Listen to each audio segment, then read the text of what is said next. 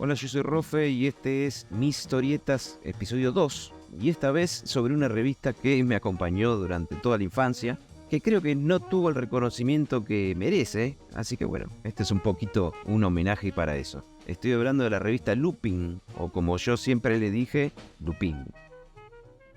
Eran los finales de los 80 y vivía con mi familia en Rawson, la capital de la provincia de Chubut, en la Patagonia Argentina. Volvía con mi papá de hacer un trámite y paramos en un puesto de diarios, el típico puesto que está en la vereda vendiendo diarios y revistas. Mi papá seguramente paró para comprar el diario y me preguntó si yo quería alguna revista, alguna historieta, y obviamente voy a decir que sí. Y me acuerdo que el diariero le dijo que no le quedaba Patoruzú, pero que sí le quedaba una revista Lupin. Que ahí yo me miré con mi papá como diciendo, ¿qué es Lupin? No la conocíamos. Entonces le dijimos, ¿qué es? Entonces ahí el hombre, el diariero, me dio una revista Lupin, la agarré, la vi y dije, esta es la primera vez que lo veo. La empecé a hojear y mientras la hojeaba, el diariero, queriendo vender la revista obviamente, nos dijo que esta era como si fuese la Patoruzú, pero que tenía historias cortas de distintos personajes y además venía con unos extras, con unos planitos para hacer cosas. Así fue como la vendió la revista. Y yo mientras la hojeaba, me daba cuenta, obviamente, de lo que me estaba diciendo. Y sí, veía que había distintos estilos de dibujos, se notaba que había varias historias distintas adentro, incluso hay un planito de un avioncito, seguramente debía ser. Parecía fantástico que todo eso entre una revistita chiquitita. Así que no lo dudé, le dije que sí, que la quería y la llevé a mi casa.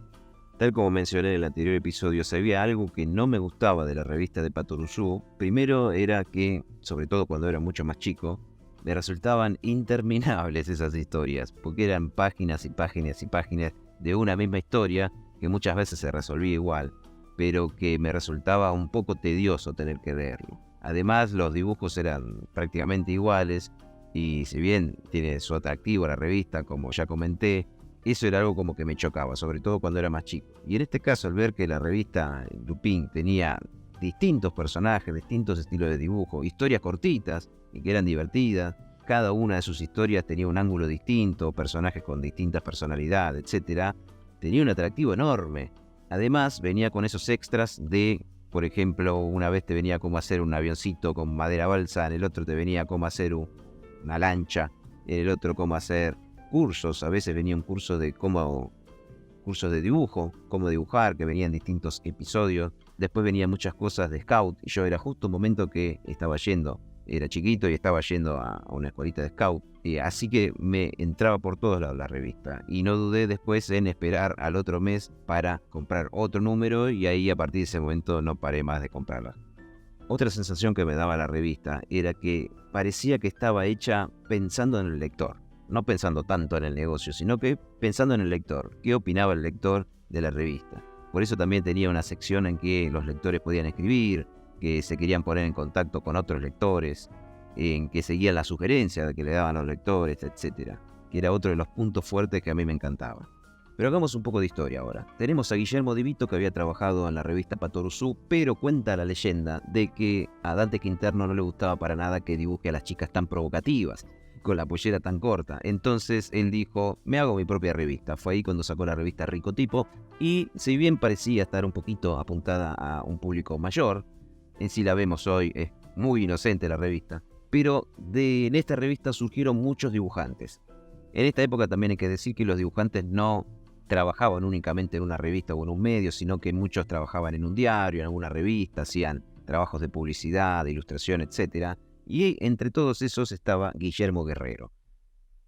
Di Vito entabla una amistad con Guerrero y junto a Héctor Sidoli deciden crear una nueva revista. Una más para que ocupe lugares en los kioscos, pero en este caso apuntado a los chicos más chicos, ya que Rico Tipo apuntaba al público adulto, que haya una revista que apunte a los chicos y de paso que compita contra la revista Patoruzú. Pero bien, ¿qué personajes, qué historietas iban a ocupar estas páginas? Fue así que Guerrero recurrió a una historieta que ya había publicado en la revista Capicúa, de su autoría obviamente, que era justamente Lupin, o Lupin. La creación de este personaje, Lupin, fue un poco raro porque no fue exactamente del lápiz de Guerrero, sino que fue de otro de los dibujantes que trabajaban en la revista Rico Tipo, que solía hacer, como una especie de broma, caricaturas de cada uno de los empleados que trabajaban en esa redacción. Fue así que Guerrero lo dibujó con una nariz prominente y vestido como piloto. ¿Por qué? Porque Guerrero efectivamente era piloto. Por eso el protagonismo de los aeropuertos, de los aviones, en las historietas de Guerrero.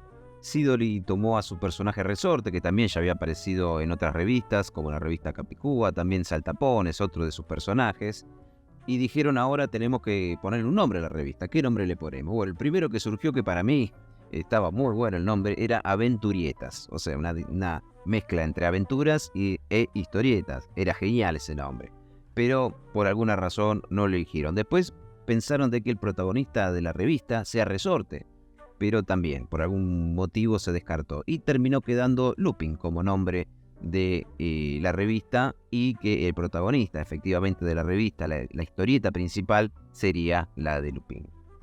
Y así es como en febrero de 1966 sale a la venta el primer número de la revista Lupin bajo la editorial GDS. G de Guerrero, D de Divito y S de Sidoli, los tres que formaron esta empresa. La cantidad de ejemplares vendidos no fue un número desorbitante, pero sí fue la cantidad suficiente como para darse cuenta de que este proyecto podría llegar a ir por buen camino. Y miren si no fue por buen camino, que duró 41 años ininterrumpidos de publicación.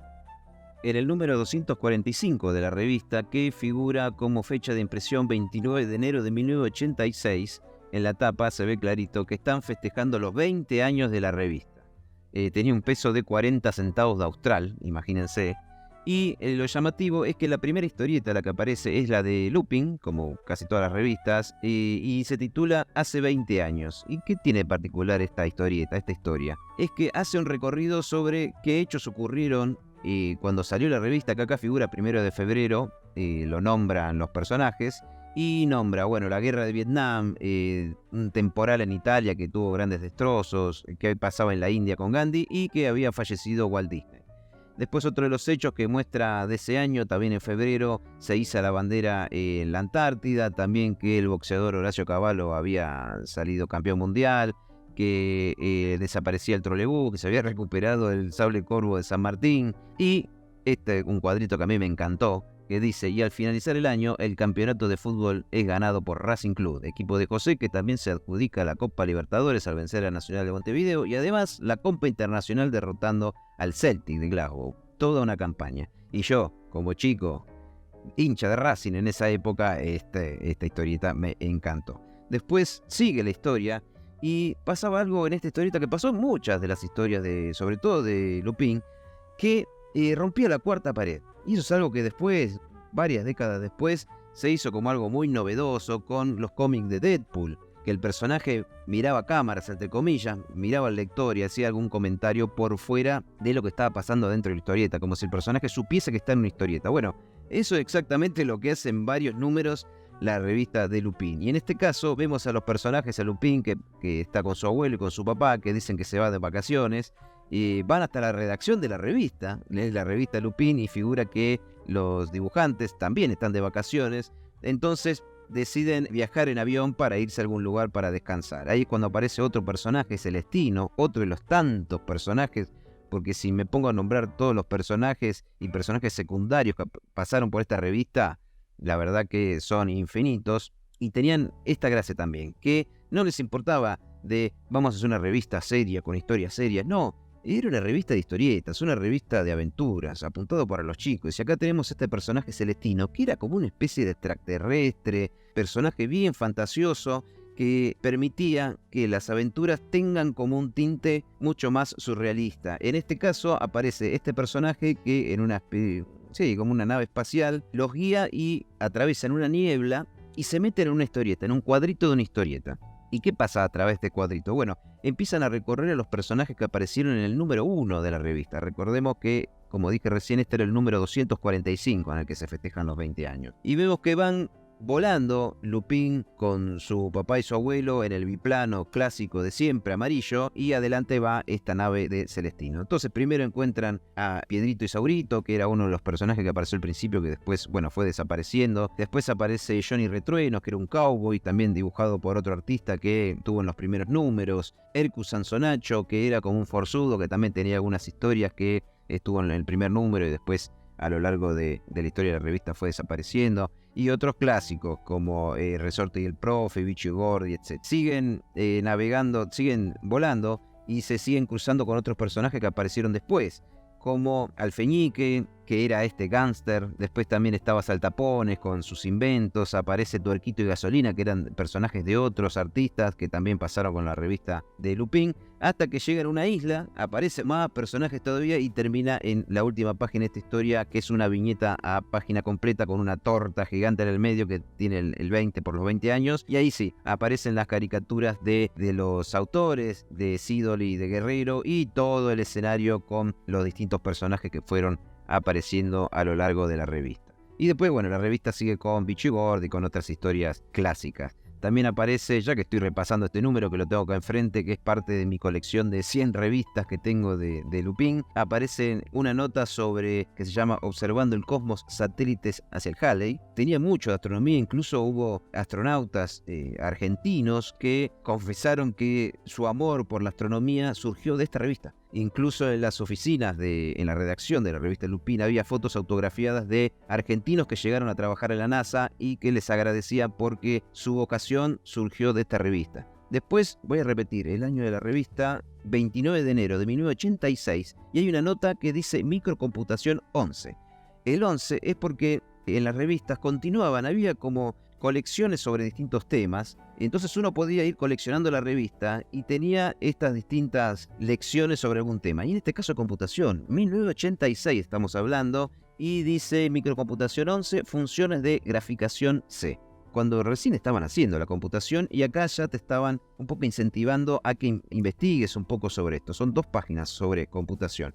Después hay uno que dice programitas útiles y ley de Ohm, y te da un circuito ahí para programar BASIC, debía ser. Después seguimos avanzando con este número y dice lubrica tu bici, che. Y aparece distintos consejos para tener la bicicleta en condiciones. Porque siempre se incentivaba con que los chicos hagan deporte, estén al aire libre, salgan a andar en bicicletas, hagan scout. Después, bueno, hablando de scout, a la otra página dice escautismo, para cada ocasión un fuego. Y empieza a enseñar con dibujos muy didáctico cómo conviene hacer el fuego dependiendo de dónde venga el viento, con qué materiales, si es lo que se quiere calentar es una pava o una olla. Son 2 páginas de esto. Después pasamos la página, todo esto es la misma revistita, que dice los insectos. Vos también podés dibujar número 23. ¿Qué quiere decir? Que ya hubo 22 lecciones antes de dibujo. Y acá es donde un poco empezó mi manía de coleccionar esta revista, porque yo creo que una de las primeras que compré venía con esto. Decía, vos también podés dibujar, no sé, 7.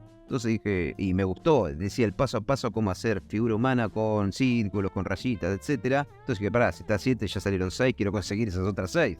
Entonces ahí empezó un poco mi manía de coleccionar la revista. Bueno, acá en este número está el número 23, que enseña a dibujar insectos. Paso a paso, cómo dibujar una abeja, una mosca.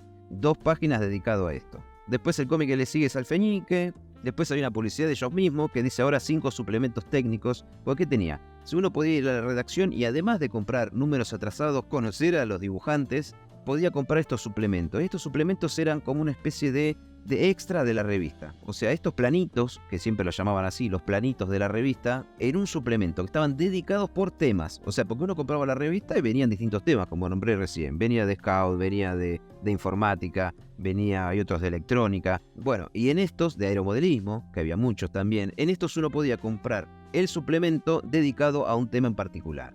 Sigo con el recorrido de este número 245 para que vean todo lo que traía esta revistita, porque era una revistita de no sé cuánto mide, 20 por 15. Se llama, lo que sigue es El Rincón de los Lectores, y viene porque también los lectores sentían como muy propia la revista. Así que mandaban cartas, leí una nota que decían que tenían pilas y pilas de cartas todos los meses y siempre trataban de leerlas todas, obviamente. Y los lectores también compartían circuitos y cosas que les gustaban a ellos y que les parecía que podían formar parte de la revista. Y acá es como enseñan a hacer un oscilador de 2 tonos, que no tengo idea qué será, pero se ve como algo bastante interesante, y un asusta mosquitos a metrónomo, no sé, y un circuito. Que a mí siempre me llamó la atención esta, nunca me interesó mucho la parte de electrónica, aunque siempre decía que estaría bueno saber esto, porque había muchos planos, y yo imagino comprar estas partes, ponerse a soldar, etcétera, debía estar bueno que después funcione. Y también había algo en particular, todo lo que ponían en los planitos, todo lo hacían y lo probaban. No publicaban nada hasta que no se pruebe de que efectivamente funcionaba.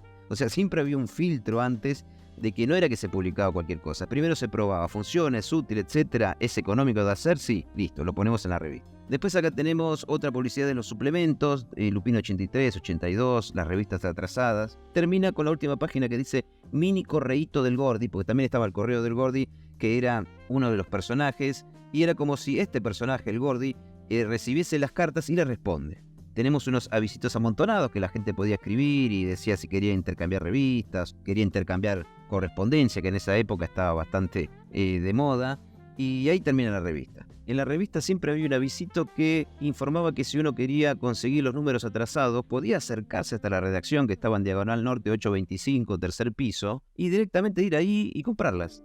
Entonces yo lo leía y digo, pero como en la redacción donde hace la revista, donde están dibujando las historietas, uno puede ir y comprar los números viejos. Me parecía como algo muy fantasioso, como, no sé, ir a Hollywood y poder meterse adentro de un estudio a ver cómo filma una película. Así fue que justo mi papá, cuando todavía vivíamos ahí en Rawson, en la Patagonia, imagínense, me dice que tiene que viajar a Buenos Aires a hacer unos trámites. Entonces me preguntan qué quería que le compre para llevármelo. Y no lo dudé, agarré un papelito, le escribí Avenida Diagonal Norte 825, tercer piso, redacción Revista Lupin, y le hice un listado de números que buscaba. Como nombré recién, muchos para poder tener por lo menos la colección de este mini curso de dibujo.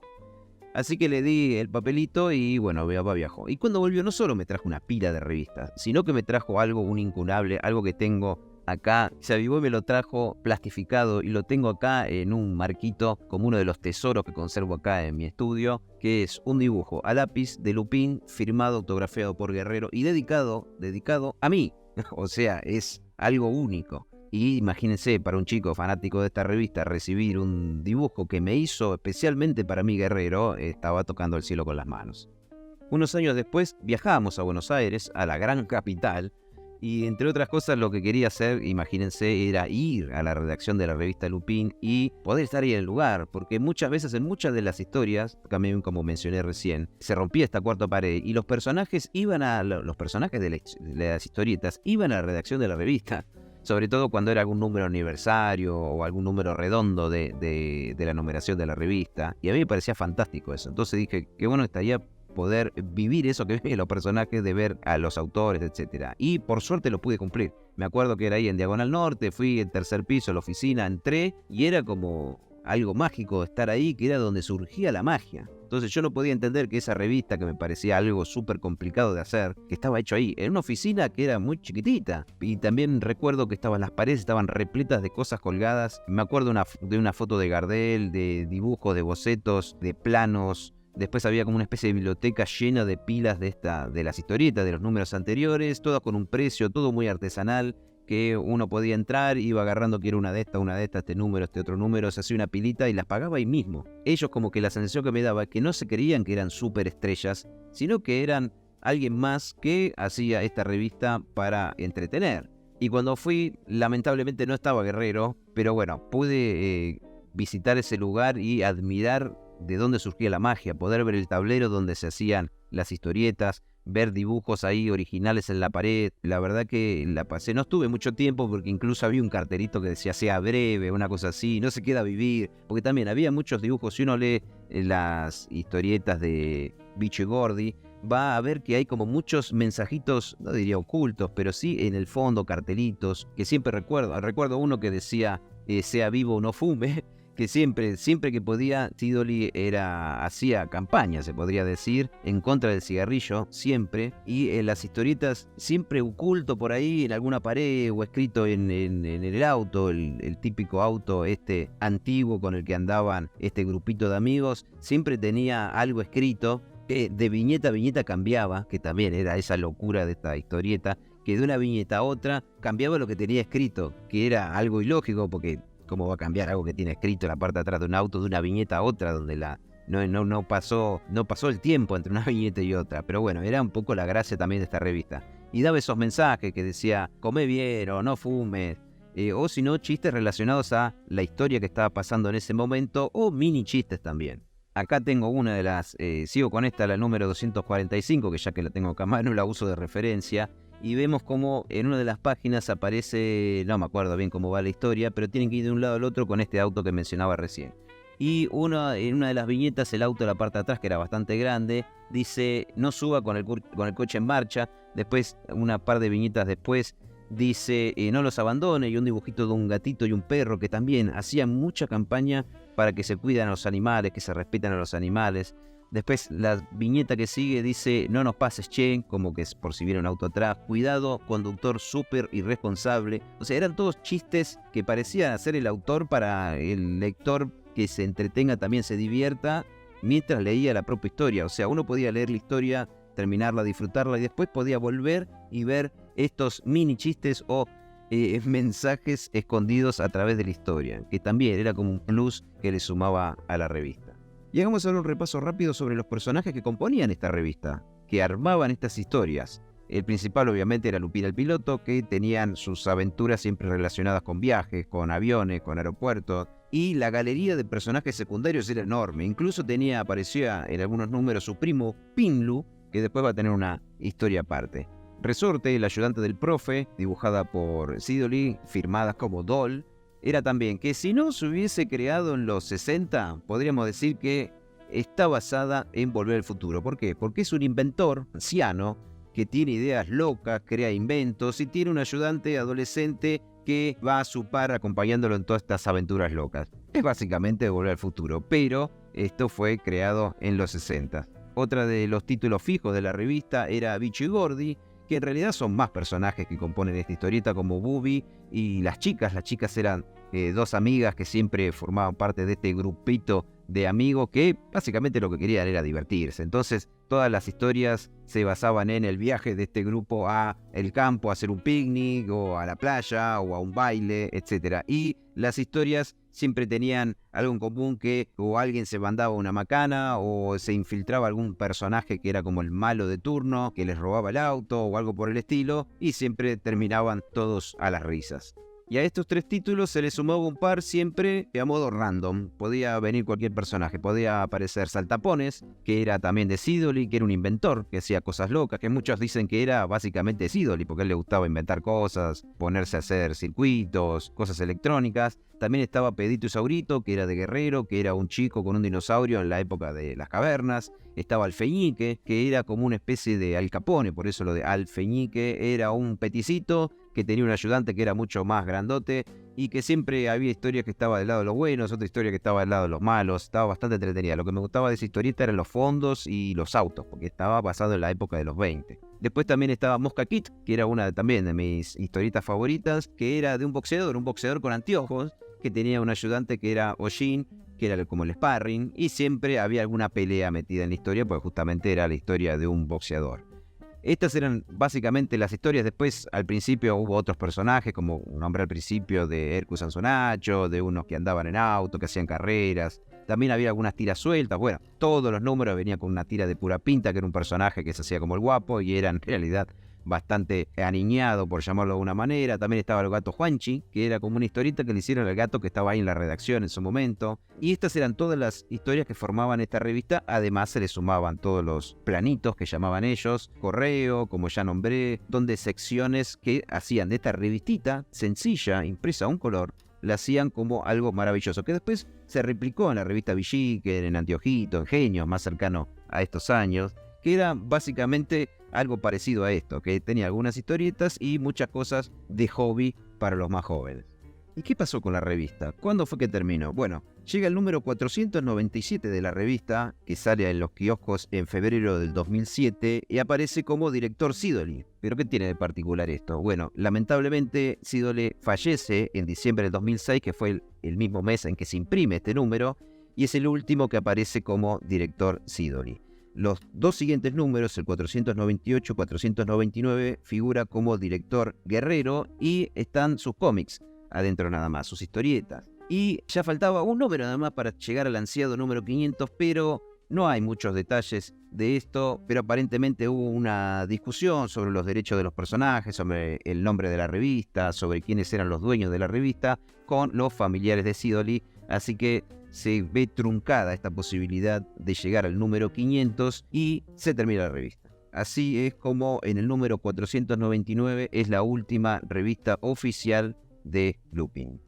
Tanto el número 498 como 499 ya figura como director Guillermo Guerrero, que si bien tenía algunos ayudantes que se sumaban a la revista, como que se puso la revista al hombro, incluso con su avanzada edad pretendía seguir con esto, por lo menos hasta llegar al número 500 que no se pudo. La particularidad de estos dos números es que la totalidad de las historietas están hechas por Guerrero, son personajes de él. Entonces vemos en el último número que además de un homenaje a Sidoli está Moscato Porto y Anís, que es una historieta que fue una de las primeras historietas conocidas que hizo Guerrero. Está Joe Flip, que también es una historieta de Guerrero, pero firmada bajo el seudónimo de Warrior. Piedrito y Saurito, que fue una de las que aparecieron en los primeros números. Pues unas maquetas, está un cómic de Lupin, obviamente. Se habla sobre astronomía, etc. Y al final, esto en particular también, la última página dice en un índice, dice Lupin, nueva versión.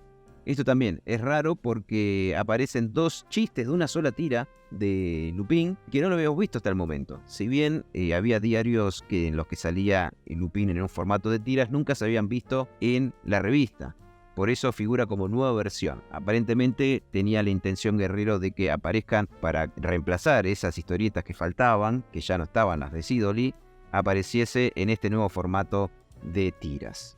Pero la historia no termina acá. Habíamos dicho que abril del 2007 sale la última revista de Lupin, la 499. En mayo del 2007 no pasa nada, no sale ninguna revista porque estaba este conflicto con la familia de Sidoli. Y después en junio de 2007 aparece el primer número de la revista Pinglú, que además de ser el nombre al revés de Lupin Pinglú, era un personaje que ya había aparecido en el número 150 de la revista original, que es un primo de Lupin, mucho más arriesgado y que vivía en Estados Unidos. Que el chiste de este personaje era que viajaba cada tanto acá a Argentina y se burlaba un poco de su primo por lo anticuado que era. Mientras que él manejaba jets supersónicos, Lupin manejaba un biplano de la Segunda Guerra.